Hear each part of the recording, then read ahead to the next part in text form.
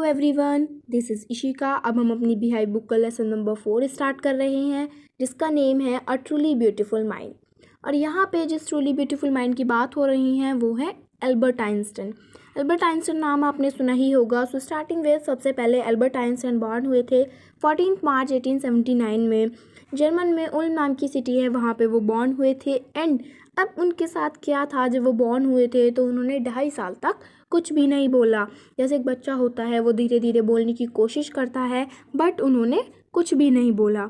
उनके पेरेंट्स भी बहुत परेशान हो गए थे एंड उनकी मम्मा को लगता था कि ये बहुत बड़े वीक हैं, लेकिन किसी ने ये नहीं सोचा कि वो आगे जाके इतने बड़े जीनियस कहलाएंगे। एंड देन जब वो 2.5 साल के हुए तो उसके बाद पहली बार उन्होंने बोलना स्टार्ट किया। वो हर बात को 2 बार बोला करते थे। तो इस तरह से उनके बचपन में ये सब रहा। स्कूल में भी उनको समझ नहीं आता था कि जो उनके साथ के बच्चे हैं उनके साथ क्या खेलें, क्या बात करें। तो वहाँ पर जितने भी बच्चे होते थे वो उनको ब्रदर बोरिंग कहते थे। उनको लगता था कि ये एक बोरिंग इंसान है। वो ज़्यादातर अपना समय अकेले ही बिताते थे। जब वो 6 साल के थे उन्होंने वायलिन बजाना शुरू कर दिया, क्योंकि उनकी मम्मा चाहती थी कि वो वायलिन सीखे, और कुछ ही टाइम में वो एक वायलिन एक्सपर्ट बन गए। और इसी के साथ उनके हेडमास्टर का कहना था कि वो कुछ भी प्रोफेशन चूज़ करें बट वह किसी में भी सक्सेस नहीं हो पाएंगे। आइंस्टाइन ने अपना हाई स्कूल जर्मन के म्यूनिच में किया। आइंस्टाइन को स्कूल के रूल्स और डिसिप्लिन्स पसंद नहीं थे, तो इसी वजह से उनके बहुत सारे झगड़े भी हुए टीचर्स के साथ, स्टूडेंट्स के साथ। So at the age of 15 Einstein ने वो स्कूल छोड़ दिया। ये तब की बात है जब उनके पेरेंट्स उनको रिलेटिव्स के पास छोड़ कर गए थे। वो किसी काम से वहाँ पर गए थे और बहुत बहस करने के बाद जो वो चाहते थे उन्होंने वो किया।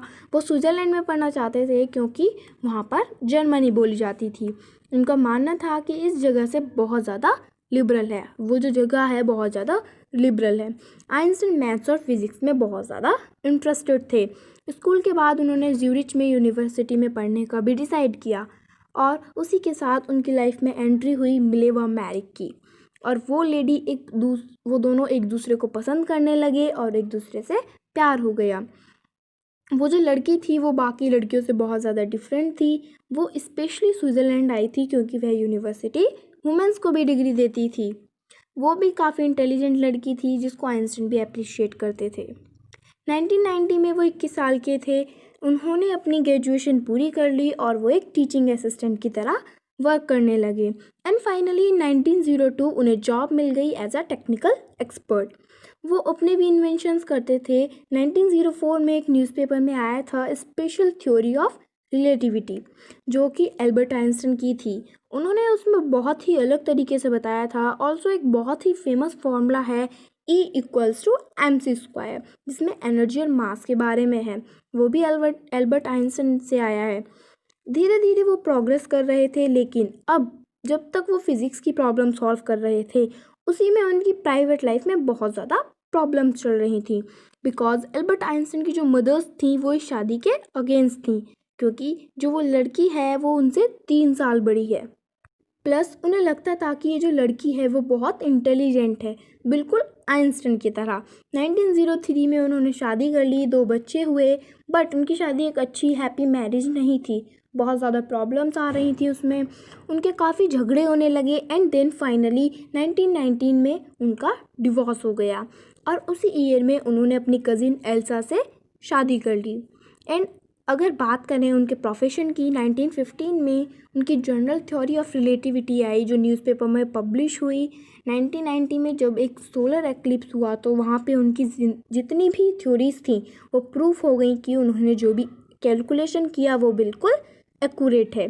एंड उसी ईयर में उनको फिज़िक्स के लिए नोबेल प्राइज़ भी मिला। उनको न्यूज़पेपर्स में एज अ साइंटिफिक रिवॉल्यूशन कहने लगे। देन फाइनली जब नाजीज़ वहाँ पे पावर में आ गए तो उन्होंने वो जगह छोड़ दी और वो यूएस में चले गए। And then 5 years later nuclear fission के बारे में पता चला, तो उससे जितने भी अमेरिकन साइंटिस्ट थे वो बहुत ज़्यादा परेशान हो गए, बिकॉज वो इन्वेंशन बहुत ज़्यादा डिस्ट्रक्टिव थे। उन्हें लगता था कि अब ये नाजीज़ कभी भी एटम बॉम्ब्स बना सकते थे। तो एल्बर्ट आइंस्टाइन को बहुत फोर्स किया कि वो उनको एक लेटर लिखें। देन फाइनली 2 अगस्त 1939 में एल्बर्ट आइंस्टाइन ने एक लेटर लिखा जिसमें उन्होंने बताया कि आप इसे किसी भी पॉट पर फेंकोगे तो पॉट तो ख़त्म होगा ही, साथ में जो टेरिटरीज साथ में हैं वो भी डिस्ट्रॉय हो सकते हैं। तो उनके लेटर को माना गया एंड उस टाइम के लिए चीज़ें शांत हो गई।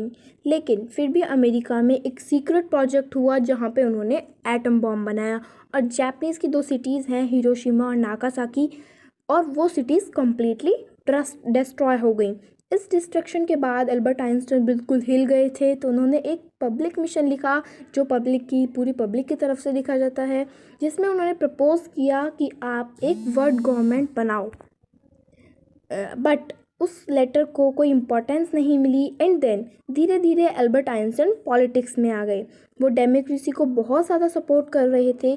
फाइनली 1995 में he died when he was 76 years, और लोग उनको एक साइंटिस्ट नहीं बल्कि नेशन का एक सिटीज़न होता है उसी तरह उनको समझते थे। तो ये थी हमारी स्टोरी। आई होप कि आपको स्टोरी समझ आई होगी। So that's enough from my side. Thank you and subscribe my channel.